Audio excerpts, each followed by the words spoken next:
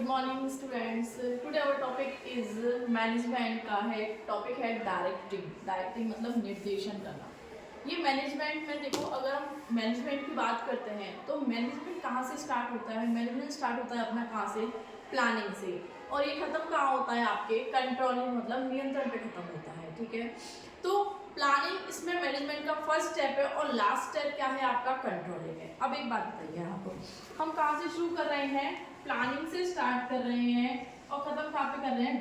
Controlling पे हम इसको क्या कर रहे हैं? खत्म कर रहे हैं। और ये पूरा क्या है? आपका मैनेजमेंट है। ठीक है, अब देखिए प्लानिंग के बाद अपन क्या करते हैं? ऑर्गेनाइजिंग करते हैं। ऑर्गेनाइजिंग के बाद क्या करते हैं? डायरेक्ट निर्देशन, संगठन।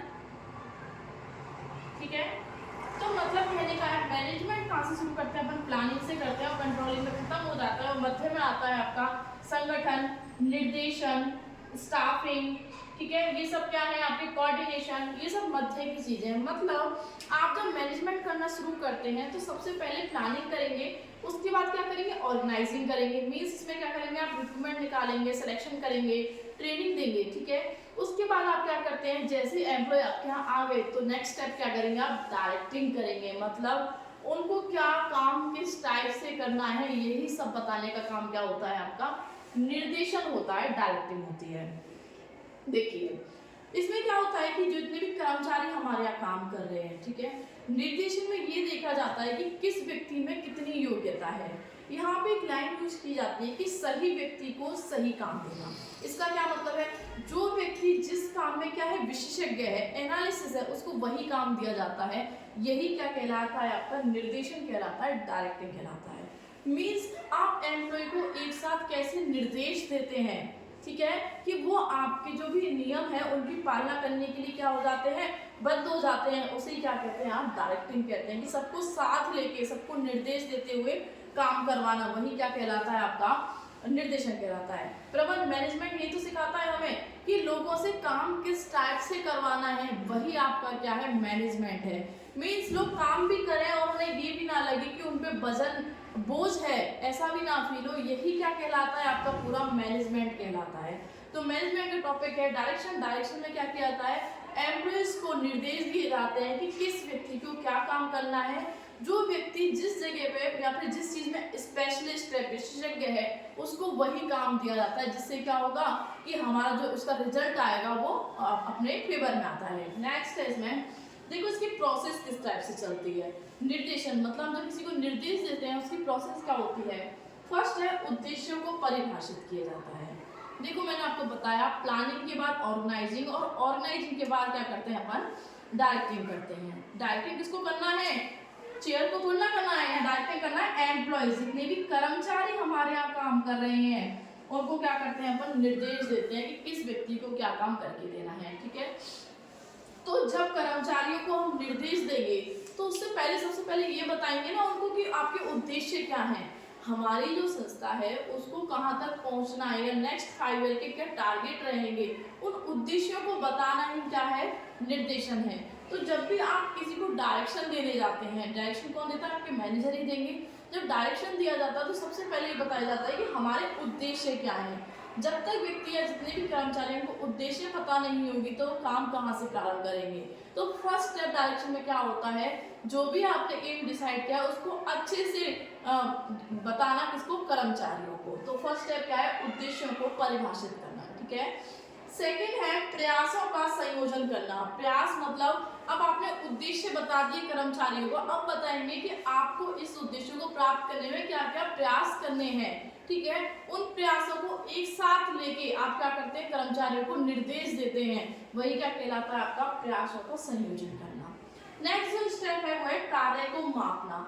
अब क्या करेंगे? जब व्यक्ति निर्देश दे रहा है तो सबसे पहले उसने क्या किया? कर्मचारियों को बिठाया और उनको बताया कि भाई आपके ये उद्देश्य है, हमें ये टारगेट है, यहाँ तक अचीव करना है। ठीक है, उसके बाद हम बताएंगे कि हमारे ये जो प्रयास रहे हैं, ठीक है, उसमें कितना समन्वय रहा है, वो दूसरा स्टेप हो गया।